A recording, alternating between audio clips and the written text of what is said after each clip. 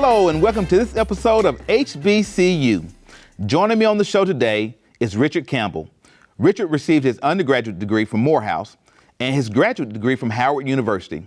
Richard, welcome to the show. Glad to have you. Glad to be here. Hey, man, listen, I want to set the stage by talking about Morehouse.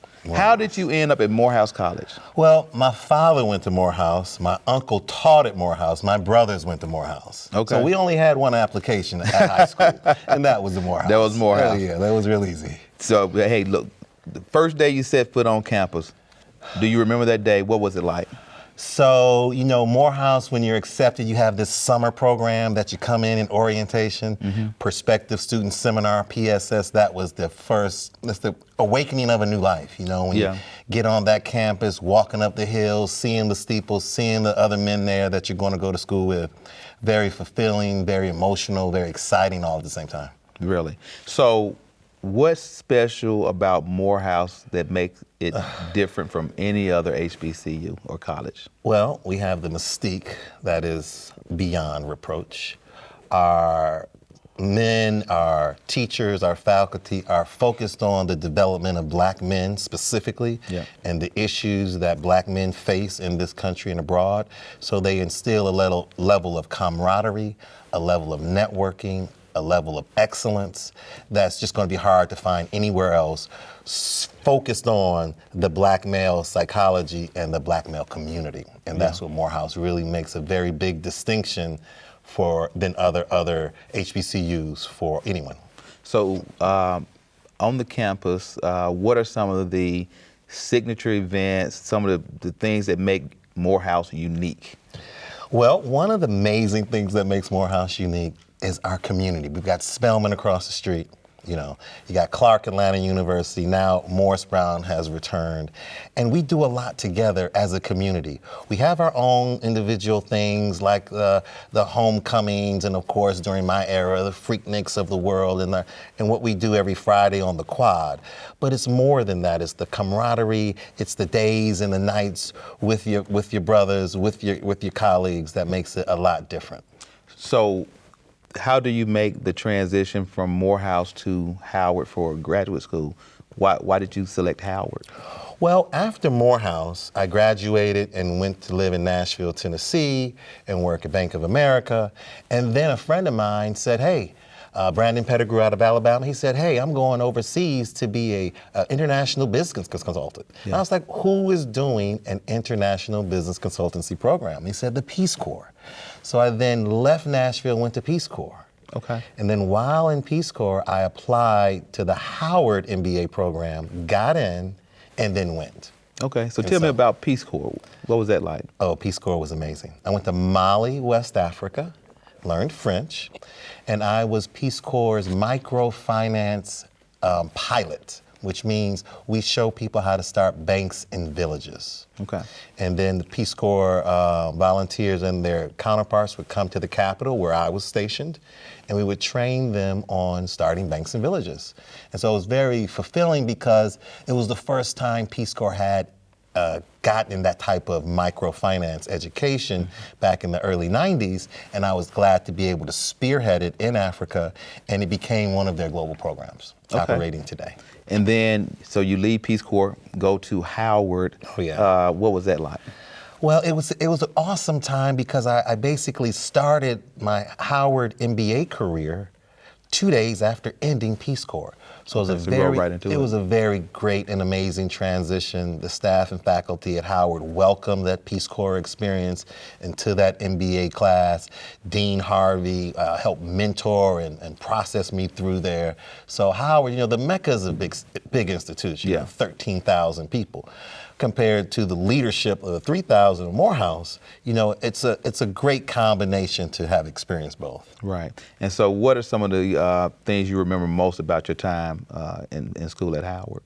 Well, Howard was where I actually began living my life in D.C. I met my fiance at the time, got married out of Howard.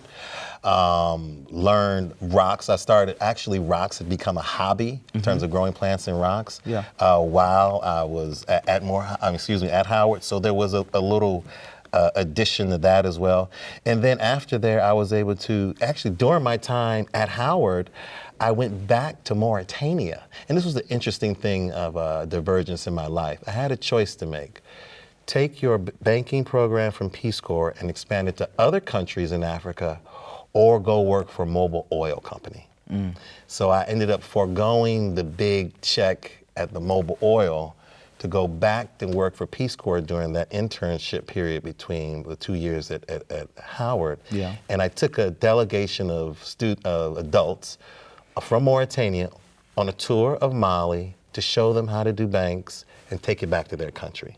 So that kind of domestic Howard life and Peace Corps life at the same time was also a very fulfilling part of my Howard career. Now, you mentioned that while at Howard, you started growing plants and rocks.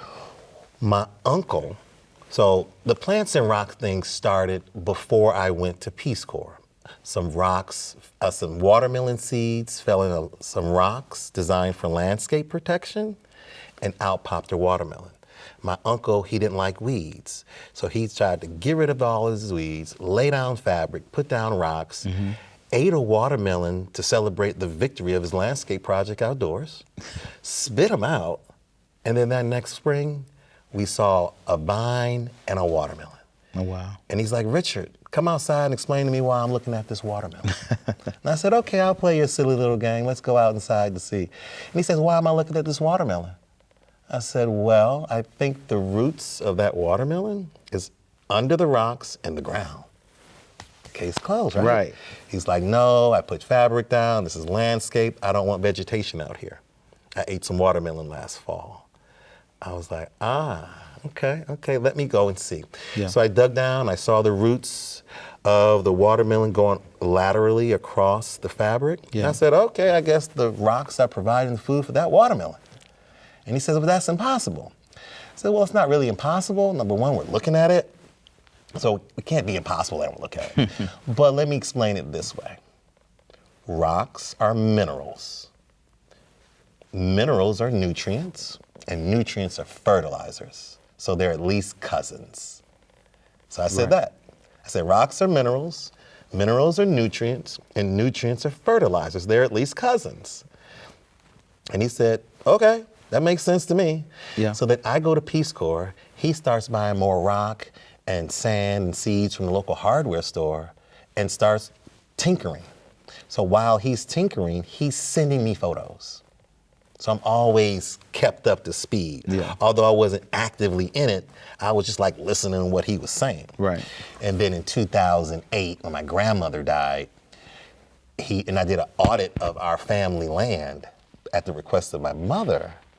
My uncle asked me to come to his gardens back in Nashville where I was living, that many years ago. And he asked me to figure out what's going on in his garden. I was like, you've been having a garden now for 15 years, and you just brought me back here.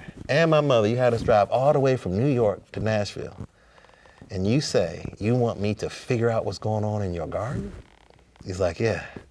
I was like, well, I don't get it. It's like, well, only reason I've been growing plants all these years and these rocks in my garden is because you said rocks and minerals are nutrients, and nutrients are fertilizers. That's all I got. Yeah. I don't know nothing else after that. I know I'm growing tomatoes and corn and cucumbers and beans and squash and marigolds and mint, but I don't know why. And oh, by the way, Richard, can you make this real for the people? I think this can help people. I'm watching this famine occurring in Ethiopia. It's 2008. Ethiopia is in the middle of a famine.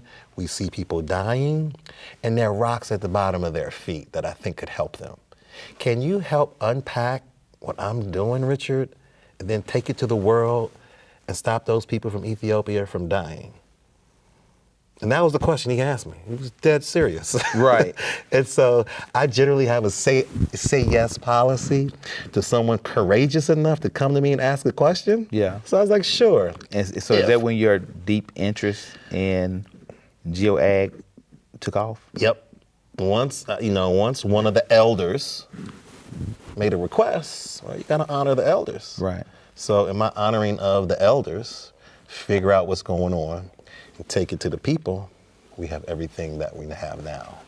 which is over 24 HBCUs and 15 African universities with over 200 volunteer faculty PhDs unpacking rock with us. And Wow. so we spent the last decade or so crisscrossing HBCU college campuses, the first being Tennessee State University. They're actually in the book that we wrote, this book, Riverstones Grow Plants. So tell me about the book. Well, this book represents our now, well, I put it out in 2017. So at that time is our 25-year history with growing plants and rocks. So pictures of my uncle's time plus my time from 2008 to 2017.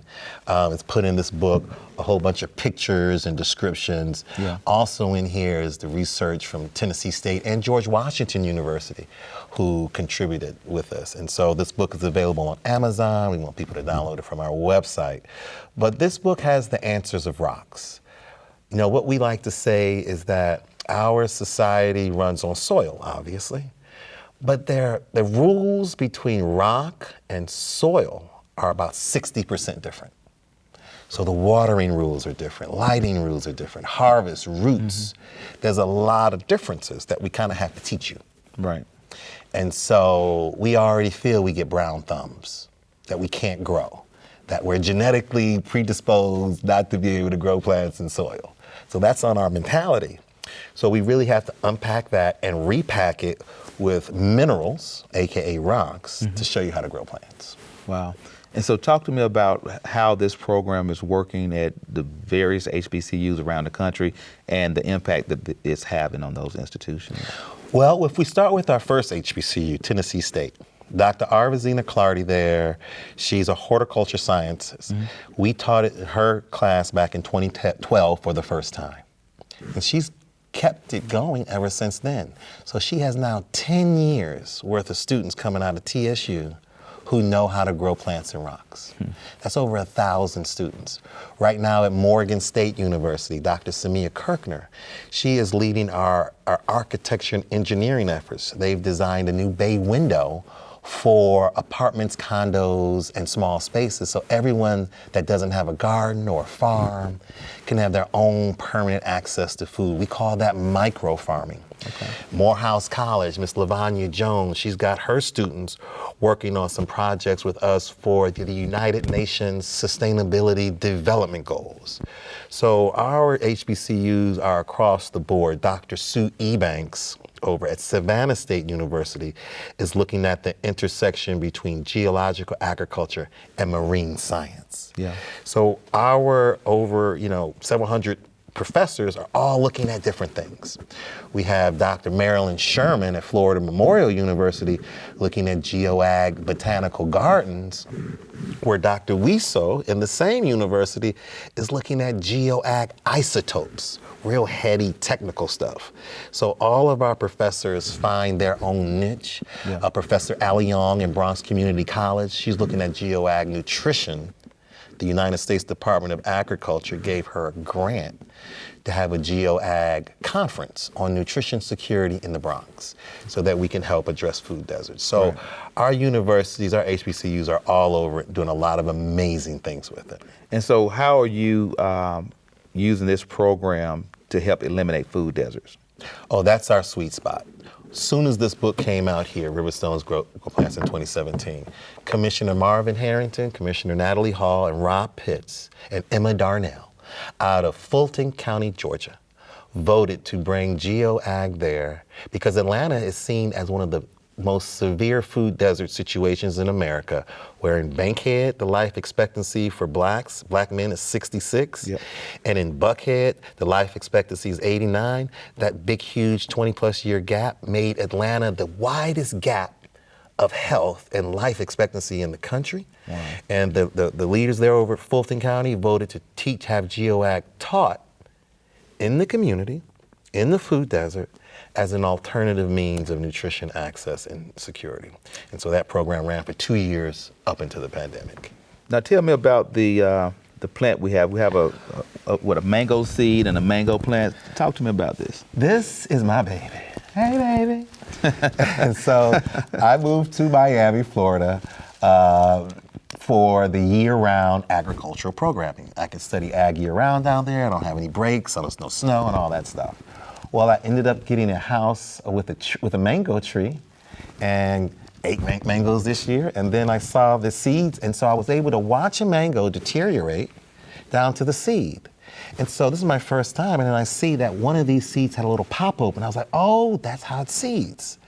So then I started harvesting these after I eat the mangoes, and I stuck one into my rocks to see what would happen. There you have it. And there you have it. Wow. That was about 4 weeks ago, and the other mangoes outside my house that are growing in soil are all one color. And this tree in rocks, the first mango of GeoAg, you see it's multicolored. Yeah. And that's because the science of GeoAg is really interesting. Each of these rocks are minerals, and you know how they're all different colors? Well, they're all putting out different minerals. So they're all having a different effect. Now, if I had another container of white rocks or another container of black rocks, this plant would look differently. Really? Change out the rock, change out the genetics of the plant, including its color, trait, its color, its taste, and its traits. And nutritional value will be slightly different if you go from one rock to the next. So now we have a wider array of possibilities when planting anything we plant, because we have different things. So describe the process of how this worked. How did you? All right, so, we know in rock world how to test any seed. And so, but basically we take if you see this, our favorite container, you would call it whale's food because it's trash, it ends up in the ocean in a well. We call it plastic or recycled plastic. So somebody says single-use plastic, we say permanent-use plastic. We like plastic because, one, we can put the holes in it necessary to aerate the container. We also got tiny holes at the bottom. Then we have a sponge here, which brings in water and feeds it to rock, also known as minerals. That's the real smoking gun. The whole smoking gun to geological agriculture lies in the definition of the rock. Collection of minerals. Which minerals? How do we use them? Can they be beneficial? Can we use them again? And so we figured all that out. And so now we have this mineral, pure mineral, making a pure organic mango tree. That means it didn't have any soil or fertilizer. Right. And it's 100% man-made elements, just rock and water, and configured properly. So you are also implementing this program in Africa as well. Yes. So how did you end up in Africa, and talk to me about what you're doing there? Our vice president of development about 5 years ago, Miss Yola, set us up with the U.S. State Department.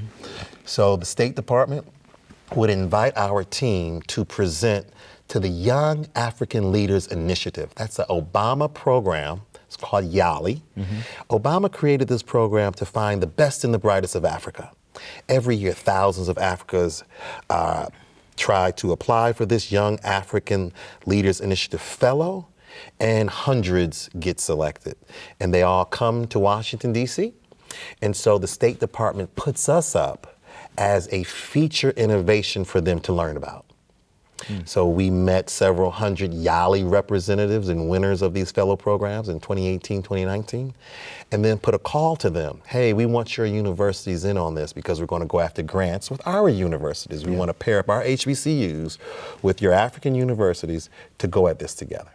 And so our YALI GeoAg volunteer corps were able to offer up about 15 different countries of universities. So we have 15 universities, 15 different countries have a university with a GeoAg lead faculty researcher that we collaborate with, and we partner with our HBCU here in the United States.